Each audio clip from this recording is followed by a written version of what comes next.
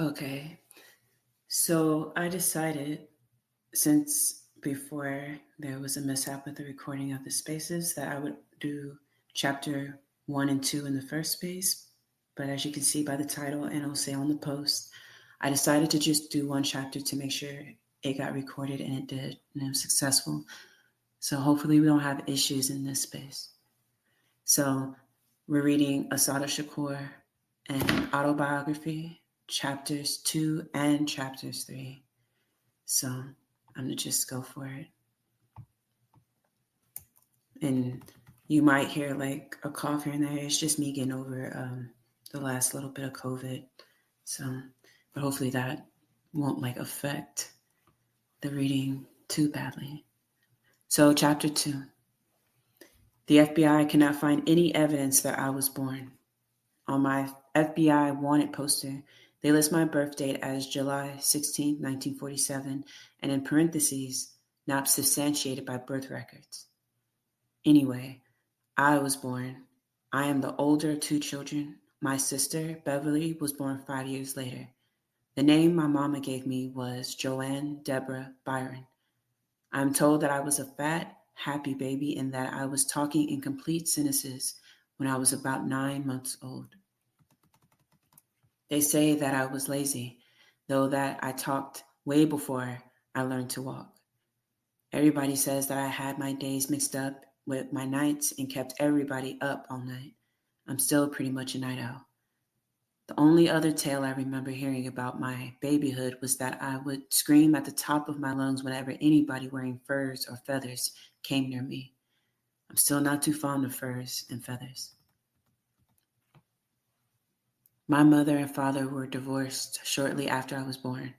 I lived with my mother, my aunt, now Evelyn Williams, my grandmother, Lulu Hill, and my grandfather, Frank Hill, in a house in the Bricktown section of Jamaica, New York. The only thing I remember about that house is the backyard, when I loved, and the huge dog next door. I remember the dog well because he terrified me. To my young eyes, he looked like a giant, a canine version of King Kong or Mighty Joe Young. I'm still not too wild about dogs. When I was 3 years old, my grandparents sold the house and moved down south. I moved with them. We moved into a big wooden house on 7th Street in Wilmington, North Carolina. It was the house my grandfather had grown up in. It had a wraparound porch with a big green swing and, of course, rose bushes in the front yard and a pecan tree in the back.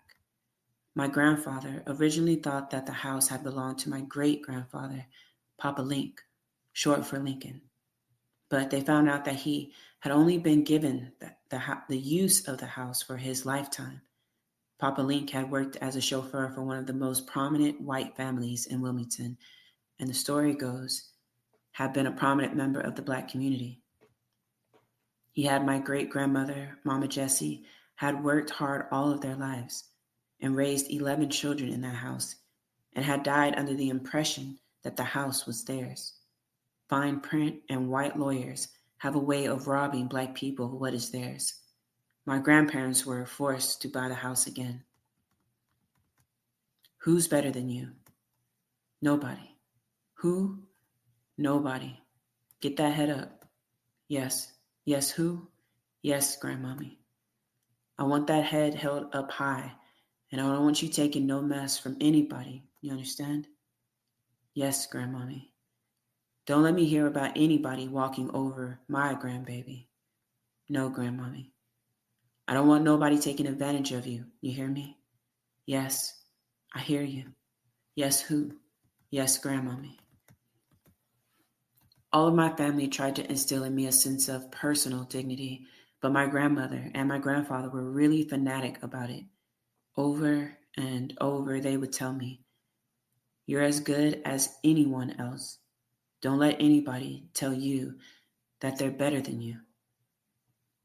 My grandparents strictly forbade me to say yes ma'am or yes sir, or to look down at my shoes, or to make subservient gestures when talking to white people. You look them in the eye when you talk to them, I was told, and speak up like you've got some sense. I was told to speak in a loud, clear voice and to hold my head up high, or risk having my grandparents knock it off my shoulders. My grandparents were big on respect. I was to be polite and respectful to adults, to say good morning or good evening as I passed the neighbors' houses. Any kind of backtalk or sass was simply out of the question. My grandparents didn't even permit me to answer questions with a simple yes or no. Instead, I had to say, yes, grandmother, or no, grandfather. But when it came to dealing with white people in the segregated South, my grandmother would tell me menacingly, don't you respect nobody that don't respect you. You hear me? Yes, grandmother, I would answer, my voice almost a whisper. Speak up, she would tell me repeatedly, something she seemed hell-bent on making me do. She would send me to the store with clear instructions on what to bring back. I was under no circumstances to come home with inferior goods, something which happened all too often to Black people in the South. You tell them that you don't want any garbage, and you better not come back with any, she would warn me. If the store owner sold me something my grandmother didn't like, I would have to return to the store and get the thing changed or get my money back. You speak up loud and clear. Don't let me have to go down to the store. Scared to death of the fuss my grandmother would make if she had to go to the store herself, I would hurry back to the store, prepared to raise almighty hell. Whenever my grandmother heard about anybody being mistreated, especially if it was a man mistreating a woman, she would glare at me and say, don't you let anybody mistreat you, you hear? We are not raising you up to be mistreated. I don't want you taking no mess off nobody, you understand? Yes, grandmother. I would answer for what seemed like the millionth time, wondering why my grandmother liked to repeat herself so often. The tactics that my grandparents used were crude. I hated it when they would repeat everything so often, but the lessons that they taught me, more than anything else I learned in life, helped me to deal with the things I would face growing up in America. But a lot of times, for my grandparents, pride and dignity were hooked up to things like position and money. For them, being just as good as white people meant having what white people had. They would tell me to go to school and study so that I could have a nice house and nice clothes and a nice car. White people don't want to see us with nothing, they would tell me. That's why you got to get your education so that you can be somebody and have something in life. Becoming somebody in life just didn't mean too much to me. I wanted to feel happy, to feel good. My awareness of class differences in the Black community came at an early age. Although my grandmother taught me more about being proud and strong than anyone I know, she had a lot of Booker T. Washington, pull yourself up by your bootstraps, talented 10th ideas. She had worked hard and had made a decent living as a piece worker in a factory, but she had other ideas for me. She was determined that I would become part of Wilmington's talented 10th, the privileged class, part of the so-called Black bourgeoisie. One of her first steps was to sternly forbid me to play with alley cats. It was impossible for me to obey her orders since I had absolutely no idea what an alley brat was. I often became the unwitting object of my grandmother's fury, charged with the crime of alley rat playing. My grandmother, writhing with annoyance, would threaten me with untold punishments if I continued my evil ways. I received strict orders to abandon my penchant for alley rats and play with quote-unquote decent children. But we can never agree on who decent children were. Decent children, to my grandmother, were a whole nother story. Decent children came from decent families. How did you know what a decent family was? A decent family lived in a decent house. How did you know what a decent house was? A decent house was fixed up nice and had a sidewalk in front of it. Decent families didn't let their kids play in the street with no shoes on and didn't let their kids say ain't. Little did my grandmother know that ain't was my favorite word. I got 2 feet out of her hearing range. My grandmother had a little alley rat right under her roof and she didn't even know it. Alley rats supposedly lived in alleys and in rundown shacks, but my grandmother would often call one of my friends an alley rat even if the kid didn't live in an alley. Dutifully, to put some sense in my head, she would take me to visit decent children. These decent little souls were invariably the offspring of Wilmington's black doctors, lawyers, preachers, and undertakers. School teachers, barbershop owners, and the editor of the colored newspaper were also decent. In most of these decent little play sessions, the other kids and I would stand around looking at each other awkwardly. Sometimes we would get it on and have some fun, but more often than not, it would be glare at each other time or show and tell time, the kids showing me their toys and such while the grown-ups oohed and awed.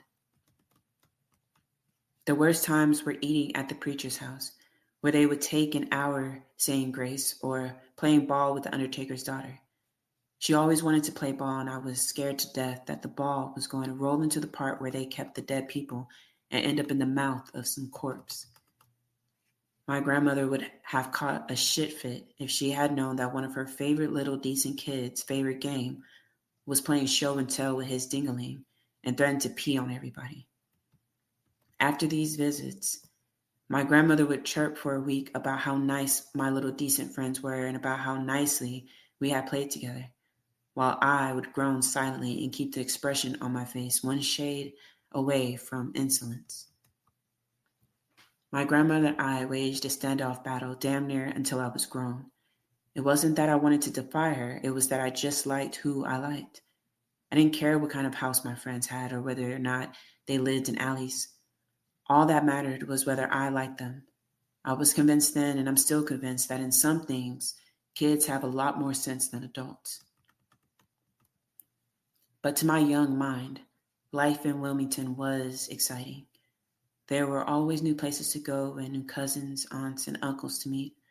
One of my favorite relatives was Aunt Lou. She was Mama Jessie's sister, and she lived across town. She was my grandfather's only remaining relative in Wilmington, the rest having moved up north or out west. Aunt Lou had a magic house full of all kinds of flavors and textures, smells, and things. There were whole worlds in her house to explore. She would always feed me something good to eat and then let me run wild. I didn't know until I was grown that Aunt Lou had a son. His name was Uncle Willie, and he had died before I was born. Uncle Willie was something of a legend around Wilmington during the 20s, 30s, and 40s. Whenever he came to town, they say Aunt Lou would plead and moan and worry until he was in safer territory up north. They say that he would tear down the colored and white-only signs and break the Jim Crow laws at whim. He would go around demanding his rights and denouncing the oppression of black people, and it's logical that no one who loved him felt the least bit comfortable until he was long gone. They called him Wild Willie, or that crazy Indian. He was supposedly black and Cherokee, but people called him that because of his nature. They say he had a lot of friends and that he died of natural causes. The rest of the relatives I met came from my grandmother's side. My grandmother's family lived in Seabreeze, outside of Wilmington, close to Carolina Beach.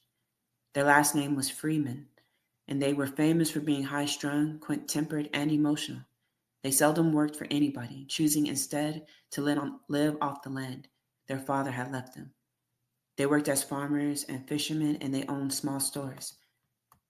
I have also heard that they were in the bootleg business. My grandmother's father was a Cherokee Indian. He died when my grandmother was young, very young. Nobody knows too much about him except that somehow he acquired a great deal of land and left it to his children. The land was very valuable because much of it bordered either on the river or on the ocean. Everybody had a different theory about what my great-grandfather had done to acquire it. But it was because of this land that my grandparents had moved down south. In 1950, the year we moved to Wilmington, the South was completely segregated. Black people were forbidden to go many places, and that included the beach. Sometimes they would travel all the way to South Carolina just to see the ocean. My grandparents decided to open a business on their land. It consisted of a restaurant, lockers where people could change their clothes, and an area for dancing and hanging out. The popular name for the beach was Bob City, although my grandparents insisted on calling it Freeman's Beach. Throughout my childhood, the name Freeman had no particular significance. It was a name just like any other name. It wasn't until I was grown and began to read Black history that I discovered the significance of the name. After slavery, many Black people refused to use the last names of their masters, so they called themselves freemen instead. The name was also used by Africans who were freed before slavery was officially abolished, but it was mainly after the abolition of chattel slavery that many Black people changed their names to freemen. After learning this, I saw my ancestors in a new light. For me, the beach was a wonderful place, and to this day, there is no place on this earth that I love more. I have never seen a beach more beautiful than it was then, before they decided to build a canal right through the property of my grandparents. It is now just a pale shadow of what it used to be, most of it destroyed by erosion. But back then, there was majestic sand dunes covered with tall seagrass where my cousins and I would build forts, houses, and sometimes cities. When time permitted, we spent hours hiding and making sneak attacks on one another. The sand was fine and clean, and in the beginning of summer, we could find just about every imaginable kind of seashell. When the sun got too hot, we would sit in the old blue Jeep my grandfather drove and play with frilly things like paper dolls and teacups. After I learned to read, I would sit in the sun under the huge hats my grandmother always made me wear and read one book after another. Every other week, my grandfather went to the colored library on Red Cross Street, and the librarian would send him 10 or so books for me to read. As soon as I finished reading them, my grandfather would go and get another batch. My imagination was vivid. With fragments of pirates and the Bobbsey twins floating around, I would sit looking out at the ocean and think about everything. I imagined all the places I had read about on the other side of the ocean, and I wondered if I would ever see them. And of course, I daydreamed about all kinds of stuff, most of it silly. My days were not spent simply daydreaming. My grandparents were firm believers in work.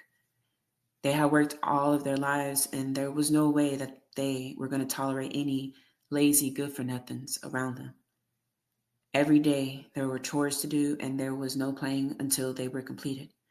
I did things like putting the potato chips on the racks, putting sodas in the cooler, wiping the tables clean, etc. When customers were there, I would sell small stuff like potato chips, nabs, pickles, and pickled pig's feet.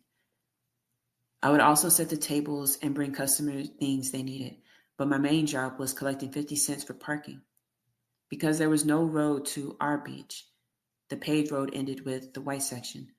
My grandparents had to pay for a dirt road and parking lot to be laid over the sand.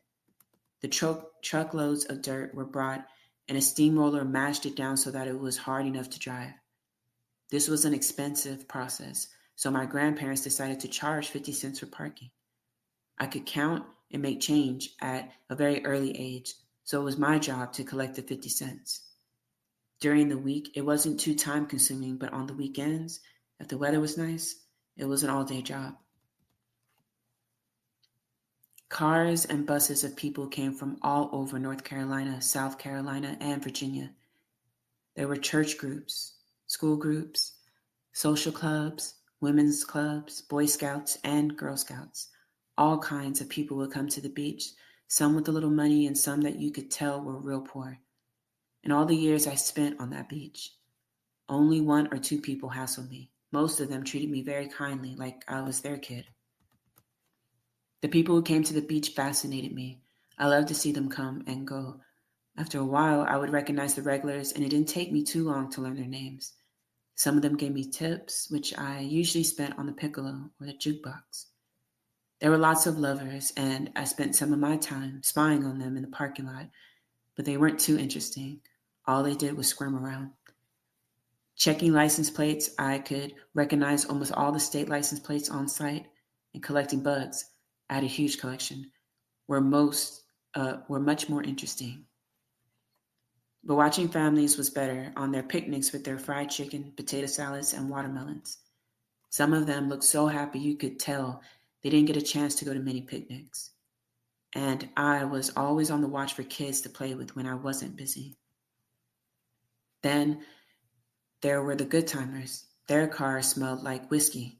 They would dance a lot, eat a lot, spend a lot on the piccolo, and many times I would wonder if they had made it home all right.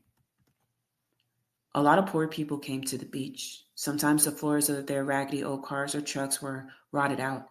Usually, a lot of little children were with them, and they wouldn't have bathing suits. They went swimming in whatever clothes they had worn to the beach, and half the time, the little kids wore nothing. Then, there were those who came to put on airs, usually in the evening, all dressed up to eat dinner. Many would say, I can't stand the sun. I'm too black already. I ain't going out in no sun. It was amazing the number of people who said they were too black already. We looked at them like they were crazy because we loved the sun, but the umbrellas for rent went like hotcakes. Some people draped clothes and blankets around the umbrella so that no light penetrated whatsoever. One lady always puts a paper bag on her head and poked holes in it for her eyes. Some of the women refused to go near the water because they were afraid that their hair would go bad. One of the moving things for me was when someone saw the ocean for the first time. It was amazing to watch. They would stand there in awe, overpowered and overwhelmed, as if they had come face to face with God or with the vastness of the universe. I remember one time a preacher brought an old lady to the beach. She was the oldest looking person I had ever seen. She said that she wanted to see the ocean before she died. She stood there in one spot for so long she looked like she was in a trance. Then, with the help of the preacher, she hobbled around, picked up the mundane shells, and put them into her handkerchief as if they were the most precious things in the world.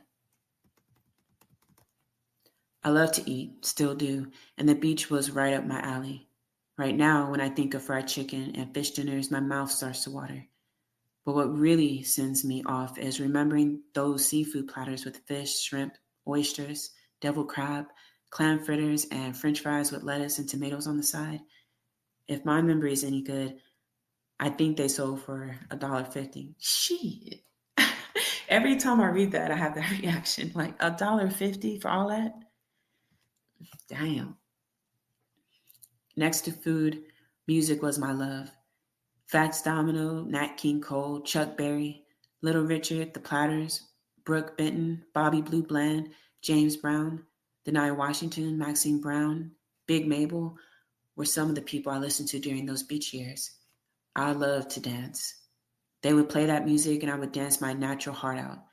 That was another way I collected tips. People would egg me on. Go on, gal, go. Boy, look at that little girl dance. But I love to see people dance too. Many a time my grandmother or my grandfather had to call me out of the trance I was in watching somebody dance instead of doing my chores. At night, my cousins, who sometimes came over to work on the beach, told ghost stories. They loved to tell them to me because I would get scared out of my wits. They would tell me about people who came back from the dead, about snakes that would crawl hundreds of miles an hour and beat you to death with their tails, and about red phantoms and haints and all kinds of other horrible things. My imagination was vivid, and before the night was over, the seagrass turned to monsters and the wind made ghost howls. Sometimes even my grandmother and grandfather would get into the ghost story sessions. My grandfather's favorite one goes like this. He was driving home in a terrible storm one night. It was lightning and thundering like crazy. He saw lightning hit a tree ahead of him and saw the tree fall across the road. He tried to stop, but it was too late. He braced himself to hit the tree, but nothing happened. The car went smoothly through it as if it weren't there. He turned around and sure enough, the tree was still lying across the road.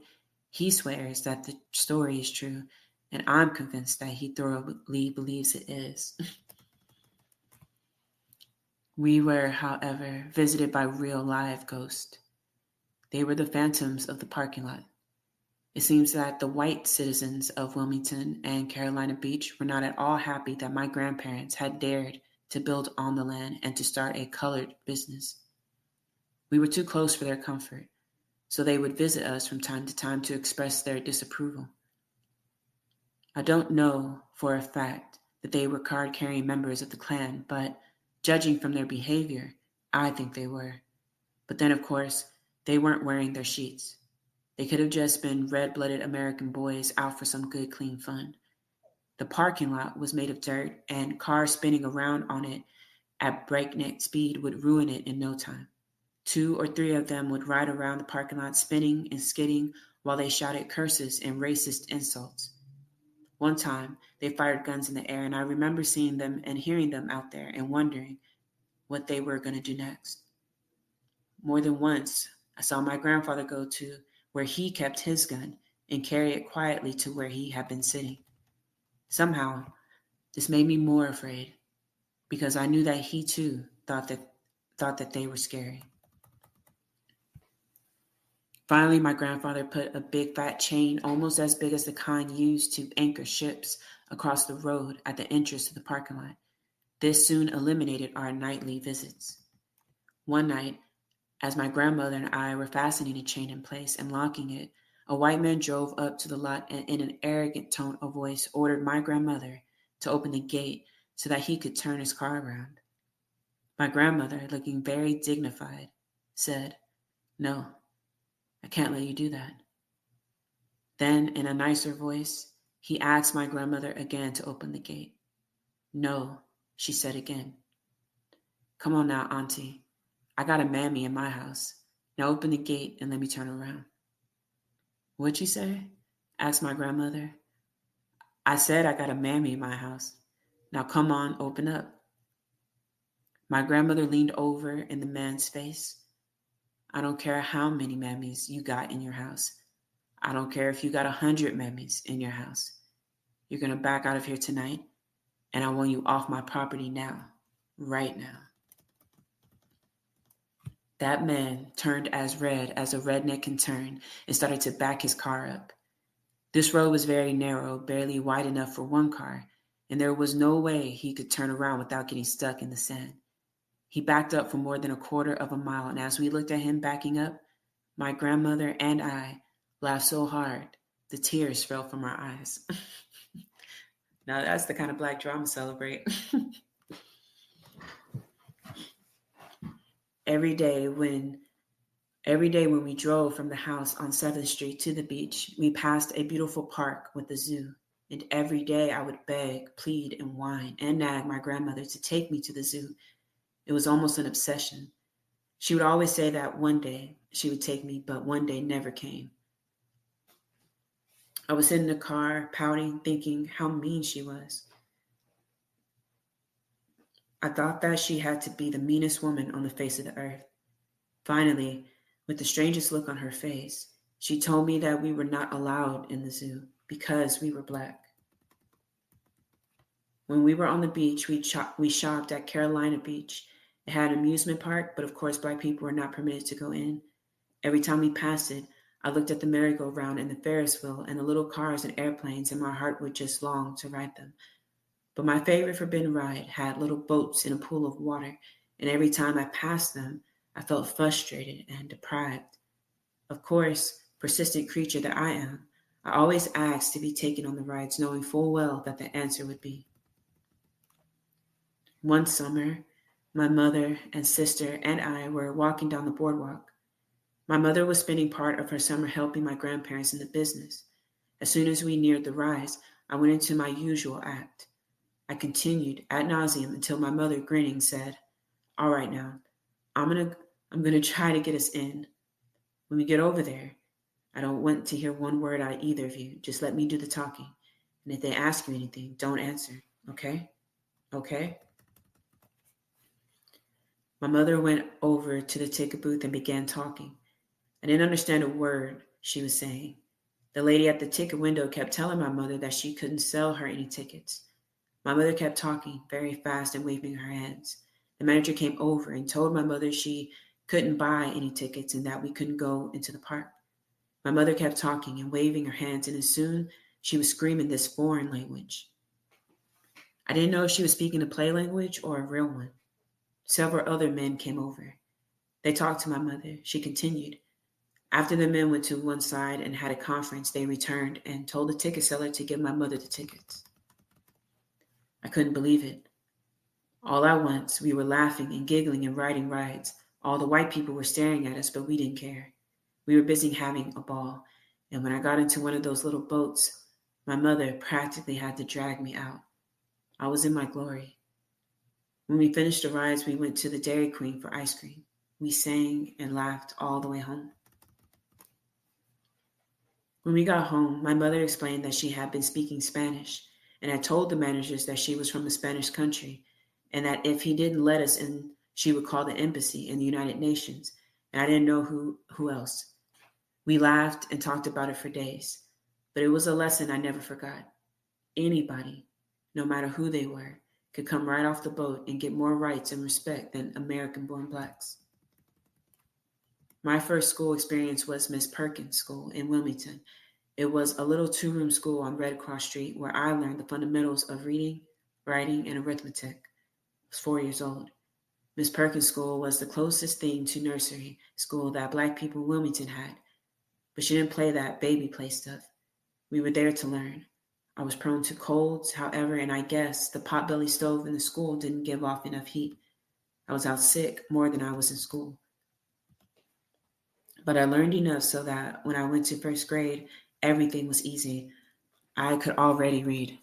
I spent most of first grade in New York with my mother, the rest of the first and all of the second down south with my grandparents. I went to Gregory Elementary School in Wilmington. My teachers knew my grandparents well and gave them daily reports of my progress. The teachers were strict and believed solemnly in the paddle, but we learned. Of course, our school was segregated, but the teachers took more of an interest in our lives because they lived in our world in the same neighborhoods. They knew what we were up against and what we would be facing as adults, and they tried to protect us as much as they could. More than once, we were punished because some children made fun of a student who was poor and badly dressed.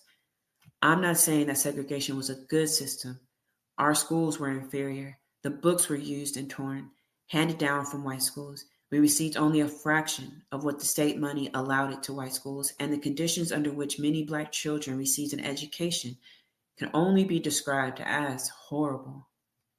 But black children encountered support and understanding and encouragement instead of the hostile indifference they often met in the integrated schools.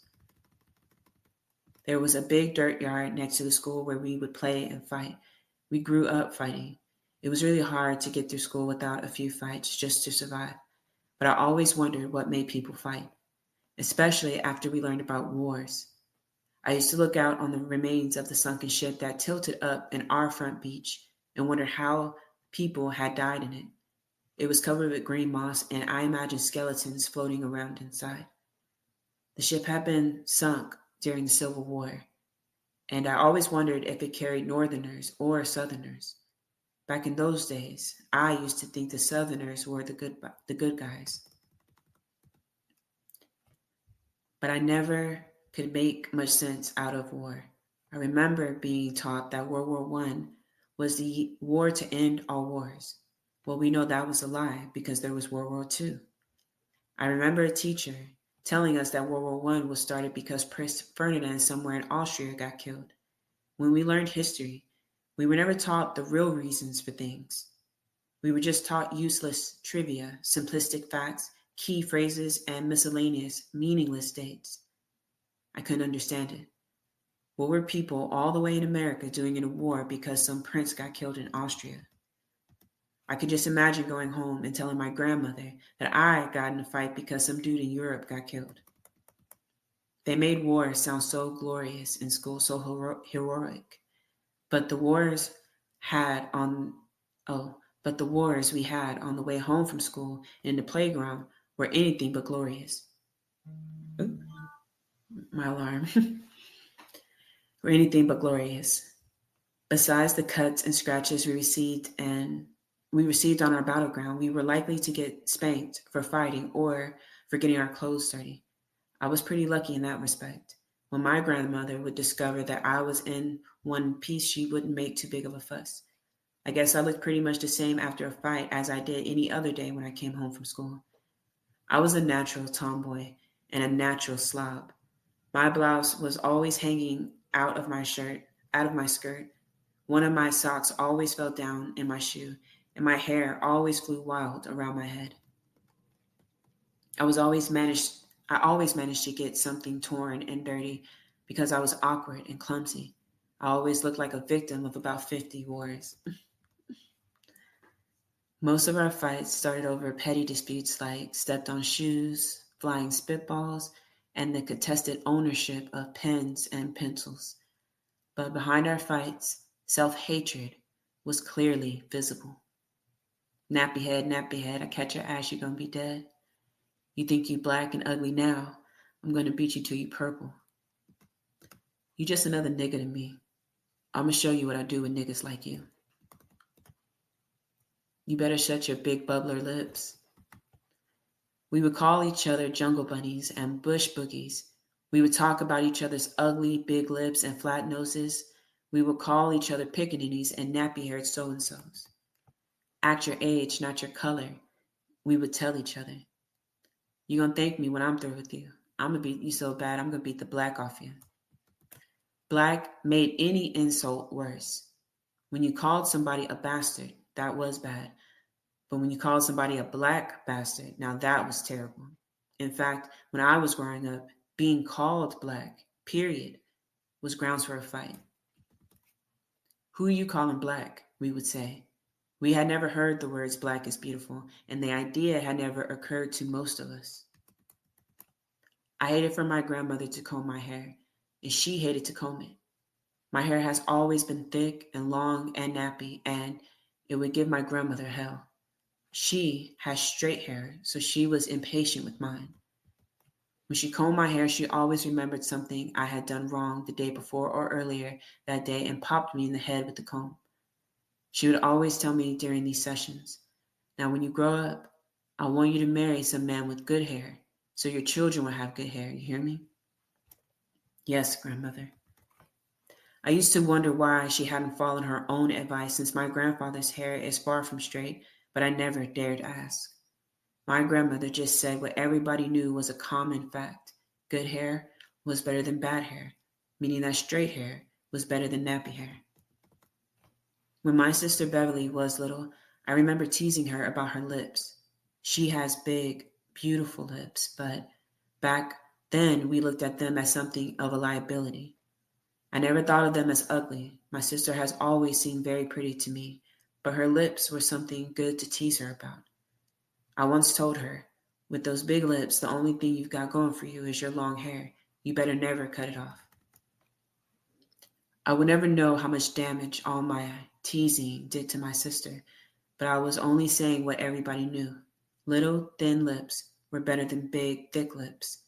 Everybody knew that. There was one girl in our school whose mother made her wear a clothespin on her nose to make it thin. There were quite a few girls who tried to bleach their skin white with bleaching cream and who got pimples instead. And of course, we went to the beauty parlor and got our hair straightened. I couldn't wait to go to the beauty parlor and get my hair all fried up. I wanted Shirley Temple curls just like Shirley Temple. I hated the smell of fried hair and having my ears burned, but we were taught that women had to make great sacrifices to be beautiful. And everybody knew you had to be crazy to walk the streets with nappy hair sticking out. And of course, long hair was better than short hair. We all knew that. We had been completely brainwashed, and we didn't even know it. We accepted white value systems and white standards of beauty, and at times, we accepted the white man's view of ourselves. We had never been exposed to any other point of view or any other standard of beauty. From when I was a tot, I can't remember black people saying, niggas ain't shit. You know how lazy niggas are. Give a nigga an inch and he'll take a mile. Everybody knew what niggas like to do after they eat, sleep.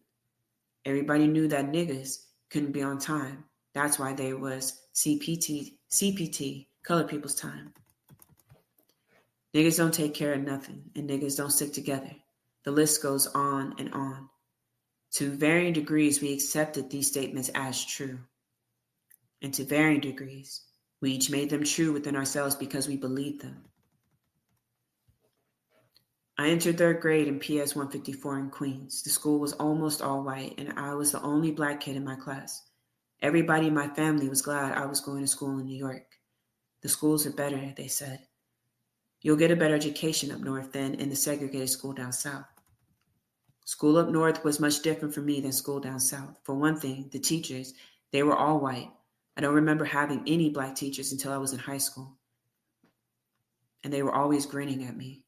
And the older I got, the less I liked those grins. I didn't have a name for them then, but I called them the little nigga grins. My third grade teacher was young, blonde, very prissy, and middle class. Whenever I came into the room, she would show me all 32 of her teeth. But there was nothing sincere about her smile. It never made me feel good. There was always something unnatural and exaggerated about her behavior with me. On my first or second day in class, she was teaching us penmanship. Does anyone know how to make a capital L in script? She asked. Nobody raised their hand. Timidly, I did. You know how to do it? She asked incredulously. Yes, I told her. We had that last year down south. Well, come and write it on the blackboard then, she told me. I wrote my pitiful little second grade L on the blackboard. After looking at me and nodding, she made a big fancy L next to mine. This is what you're trying to make, JoAnne. Her expression was smug. The whole class broke out laughing. I wanted to go somewhere and hide. After that, it seemed that every time I mentioned something I learned down south, she got mad. She never saw my raised hand. When she could ignore it, like when no one else raised their hand, she would say something like, "Oh, do you know the answer, JoAnne?"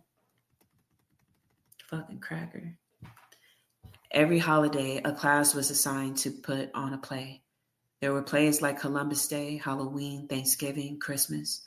Our class had George Washington's birthday, and our play was about his cutting down this cherry tree when he was a little boy. I was selected to be in the play. I was tickled pink and so proud. I was cast as one of the cherry trees. The teacher put some green crepe paper over my head and told me to stand at the back of the stage where I was to stay until the end of the play. And the cherry trees were supposed to sway from side to side and sing, George Washington never told a lie, never told a lie, he never told a lie. George Washington never told a lie, and the truth goes marching on. I didn't know what a fool they had made out of me until I grew up and started to read real history. Not only was George Washington probably a big liar, but he had once sold a slave for a keg of rum. Here, they had this old cracker slave master who didn't give a damn about black people, and they had me, an unwitting little black child, doing a play in his honor. When George Washington was fighting for freedom in the Revolutionary War, he was fighting for the freedom of whites only, rich whites at that. After the so-called revolution, you couldn't vote unless you were a white man and you owned a plot of land. The Revolutionary War was led by some rich white boys who got tired of paying heavy taxes to the king. It didn't have anything to do with freedom, justice, and equality for all. Again, in the fourth grade, I was the only black kid in my class. My teacher, Mr. Trabowitz, is some cracker's name, was cool though, and a very good teacher. He had modern ideas about teachings, and instead of making us read those old, boring readers, he had us read real books and write reports about them. His class was always interesting. He told us all kinds of jokes and stories, and he seemed to be sincerely concerned about us. That year, we were learning about the Civil War and about Lincoln's free slaves. Like all the other teachers, Mr. Trabowitz taught us fairy tale history, but at least he made it interesting. That year, I was crazy about Lincoln. I memorized the entire O Captain, My Captain by Walt Whitman and recited it to the class. Little did I know that Lincoln was an arch racist who had openly expressed his disdain for black people. He was of the opinion that black people should be forcibly deported to Africa or anywhere else. We have been taught that the Civil War was fought to free the slaves, and it was not until I was in college that I learned that the Civil War was fought for economic reasons. The fact that official slavery was abolished was only incidental. Northern industrialists were fighting to control the economy. Before the Civil War, the northern industrial economy was largely dependent on southern cotton.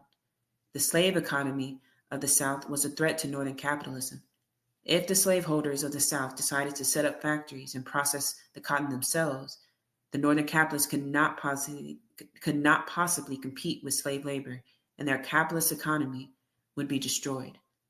To ensure that this didn't happen, the North went to war.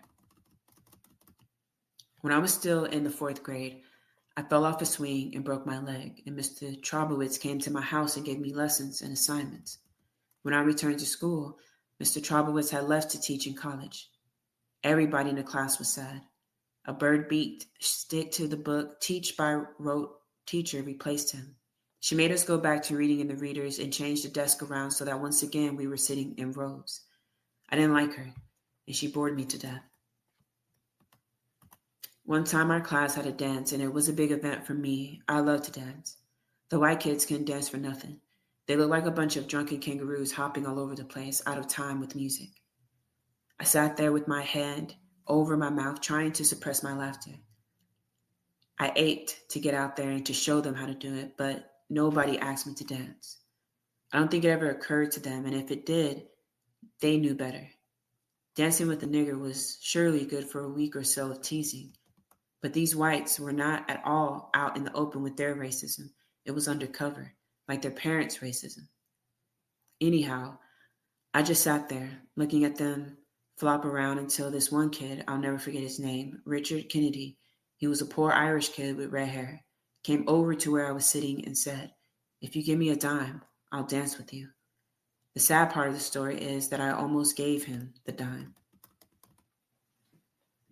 In the 5th grade, I was put into the class of the school's most notorious battle axe, Miss Hoffler. I knew from the first day it was going to be a long, hot year. The only good thing was that there was another black kid in the class. The teacher put us in the back next to each other. His name was David something, but I called him David Pecan. The teacher was one of those military types, and her classes resembled boot camp. We were told where to sit, how to sit, and what kind of notebooks, pens, pencils, etc. to use. She prevented no talking and gave tons of homework. Her punishment for everything was extra homework. When somebody got caught talking or doing anything she disapproved of, she gave extra homework. When you didn't have your homework, she gave extra homework. And every time she gave you extra homework, she wrote your name on the blackboard and refused to remove it until you had turned in the punishment.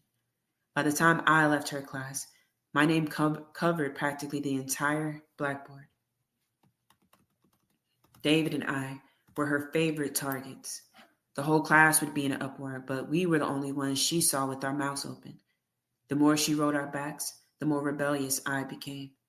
I would sit in the back of the class and make jokes about her. One day, when we were talking and giggling, she came up and pulled David out of his seat by the ear, twisting it until the whole side of his face was red and contorted with pain. I made up my mind right then and there that she wasn't going to do that to me. A few days later, she came after me. When she put her hands on me, I kicked her and hit her. I don't remember which. Anyway, the next thing I knew, I was in the principal's office being sent home with a note. I was scared to death my mother would find out, so I signed the note myself and brought it to school the next day. My signature didn't fool anybody. To make a long story short, when my mother found out, I confessed everything and I told her about Miss Hoffler. I think she had some idea about what was going on because she had seen a change in me. I had always been very quiet and obedient in school. My mother went to the school, talked to the teacher and the principal, and demanded I be moved to another class. It's a good thing she wasn't one of those parents who believe the teacher is always right, because I don't know what would have happened. I guess the fact that she's a teacher and is acutely aware of racism and hostility that Black children are exposed to from the time they enter school has something to do with it. I'll grab something to drink. I don't remember the name of my other 5th grade teacher except that it was a mile long and began with a Z, but she was very nice and a very good teacher. She introduced us to art, literature, and philosophy. I remember studying the French Revolution in her class. She made names like Marie Antoinette, Charlotte Corday, and Robespierre come alive. She talked about philosophers like Rousseau and influenced the thinking of that period and about how the French Revolution was influenced by the American Revolution. She even showed us pictures of the art and architecture of the period. She was the first teacher, one of a very few, who taught subjects as if they related to each other. Before I was in her class, I would never have imagined that history was connected to art, that philosophy was connected to science, and so on. The usual way that people are taught to think in America is that each subject is in a little compartment and has no relation to any other subject. For the most part, we receive fragments of unrelated knowledge, and our education follows no logical format or pattern. It is exactly this kind of education that produces people who don't have the ability to think for themselves and who are easily manipulated. And real quick, when I read this last night, I had mentioned someone who is incredibly talented at doing what Asada describes her teacher did. So on Twitter, her account is at starqueen_9, I think. Sorry, I don't have it pulled up, but I'm going to make sure to link her work in the replies of the space, because her writing, right? She's able to put like an analysis of our current material conditions, tie it with parables and storytelling in a way that you see the images play out in your head and trigger a response to have you think of things outside of the box, outside of the status quo, outside of the constructs of oppression. She is an incredibly talented writer and griot. And it might sound like I'm being extra, but I guarantee you I'm not even being a fraction of what I should be. That's how amazing her work is. Real talk, so valuable. Like, if I was to list some of the people that writing is influential and does the things that Asada says, it makes you think when you read it. Not think about, like, just the way you've always thought. It challenges you to not only think different, but then return to her work once you've, been transformed by the experience. And each time you read it, you get something different because it opens your minds in new ways. And and I'll end with this. Like, when you go back and you revisit her work too, what ends up happening with me, right, is that the past work that I've read, I'm able to look at it through a different lens, a more evolved lens. It's a dope experience. So I'll remember to put her writing in the replies. And don't get mad at me if I didn't hype it up enough, real talk, because I guarantee you I didn't. Now you're in a fraction. Yeah, just incredibly talented. Let's see, let me go. Boom. Okay, I found my place. As we grow older, the differences between the black and white, the poor and rich students grew bigger and bigger. Once a new teacher told us to make mobiles as homework, most of us brought in cardboard, wood, or paper mobiles. One kid brought in a mobile made of metals, not just one kind of metal, but metals of different colors.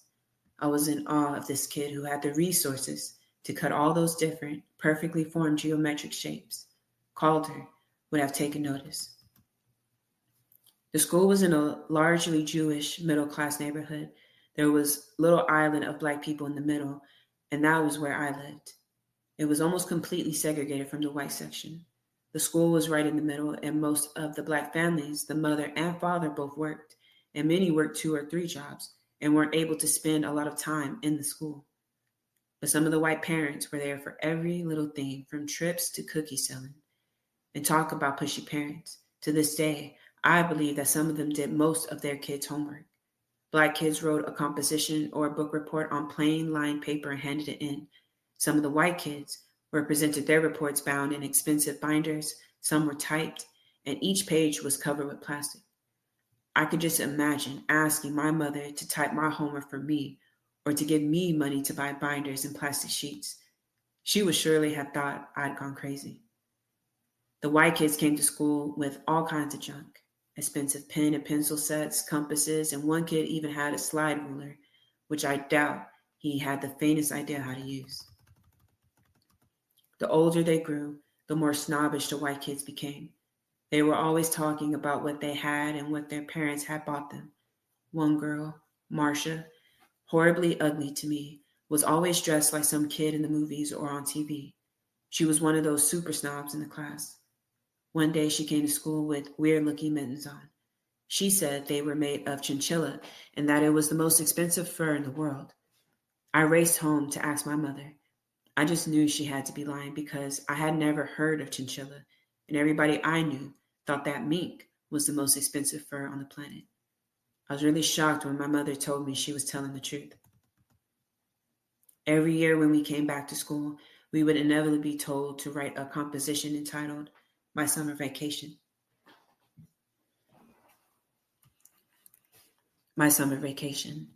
Usually we stood in front of the room and read our compositions out loud. I was always fascinated by some of the places these kids have been to during the summer. Places like Spain, England, Brazil, and Bermuda.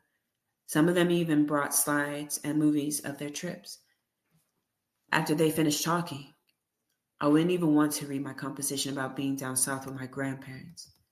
One of the things that had been drilled into my head since birth was that we were just as good as white people. You show those white people that you are just as good as they are, I was told. This meant that I was to get good marks in school, that I was to always be neat and clean when I was in school, and that I was to speak as properly as they did, and that I would show them whenever I could that black people, we called ourselves Negroes then, could do whatever white people could do, and that we would appreciate what white people appreciated. I was supposed to be a child version of a goodwill ambassador, out to prove that black people were not stupid or dirty or smelly or uncultured. I carried out this mission as best as I could to show that I was as good as they were. I never questioned the things that they thought were good. White people said classical music was the highest form of music. White people said that ballet was the highest form of dance, and I accepted those things as true. After all, wasn't I as cultured as they were? And everything that they wanted, I wanted. If they wanted poodle jackets, I wanted a poodle jacket. If they wanted a Star of David necklace, I wanted a Star of David necklace. If they wanted a Revlon doll, I wanted a Revlon doll. If they could act snobby, then I could act snobby. Ask my culture. I saved my culture, my music, my dancing, the richness of black speech for the times when I was with my own people. I remember how those kids would talk about Gillette fish and mastos. It would never have occurred to me to talk about black eyed peas and rice or collard greens and ham hocks. I would have never have given them an opportunity to ridicule me. Anyway, half the white people thought that all we ate was grits and watermelon. In many ways, I was living a double existence. I became interested in television in the 5th or 6th grade, or rather, I should say that was about the time television started to corrode my brain. You name any stupid show that existed back in those days, and it was probably one of my favorites. Ozzie and Harriet, Leave It to Beaver, Donna Reed, Father Knows Best, Bachelor, Father, Lassie, etc. After a while, I wanted to be just like those people on television. After all, they were what families were supposed to be like. Why didn't my mother have freshly baked cookies ready when I came home from school? Why didn't we live in a house with a backyard and a front yard instead of an old apartment? I remember looking at my mother and as she cleaned the house in her old raggedy housecoat with her hair in her curlers. How disgusting, I would think. Why didn't she clean the house in high heels and shirtwaist dresses like they did on television? I began to resent my chores. The kids on television never had any work to do. All they did was their homework, and then they went out to play. They never went to the laundromat or did shopping. They never had to do the dishes or scrub the floor or empty the garbage. They didn't even have to make their own beds. And the kids on television got everything they wanted. Their parents never said, I don't have the money, I can't afford it. I had very little sympathy for my mother. It never occurred to me that she worked all day, went to school at night, cooked, cleaned, washed, and ironed, raised 2 children, and in her spare time, graded tests and papers and wrote her thesis. I was furious with her because she wasn't like Donna Reed.